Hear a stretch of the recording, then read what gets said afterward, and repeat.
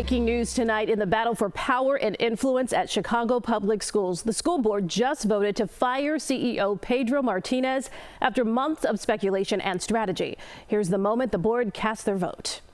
6 ayes, 0 nays. This resolution is adopted by the board.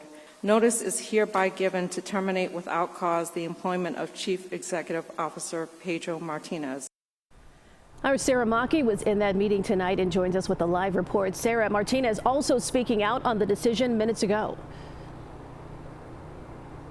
Yeah, that's right, Erica. And he started first by talking about his passion for the students. He said, per the terms of his contract, he will remain on the job for the next 6 months, helping as a transition period remaining through the rest of the school year. And when he was talking about this final vote, unanimous to terminate him without cause, here's what he had to say about that move. If you want to move on from me, just honor the terms of my contract. That's all I ever said. I never questioned any board who wants their own leader. But it's important, because it's not about me. It's important that we have a smooth transition to a new CEO instead of throwing everything into chaos. My contract is really clear. There are state laws, there are board policies, but more importantly, my contract is very clear. And if you haven't met my lawyer, please get to know my lawyer. Embattled CEO Pedro Martinez waved to his supporters ahead of what would become a passionate comment session. Pedro Martinez's leadership has left these schools in a drought, and our students and teachers are paying the price for that. Many airing concerns that Martinez's ouster would only open the path for CPS to accept a controversial high-interest loan to fund teacher raises and pension costs. You are being used. The mayor is a walking conflict of interest. The mayor is a walking conflict of interest when it comes to CPS and CTU. Many asking the board to withhold their decision until 10 new board members, the first ever elected by Chicago voters, start next month.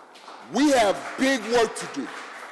Some of those same new members appearing in person. Are you going to condemn the first elected board to serve in a capacity where our sole job for the next 2 years is not to address student outcomes and making CPS a better place, but to figure out how to steady the ship in the wake of the chaos that is created by the decision to fire a CEO mid-year and inevitably agree to a contract that we can't afford?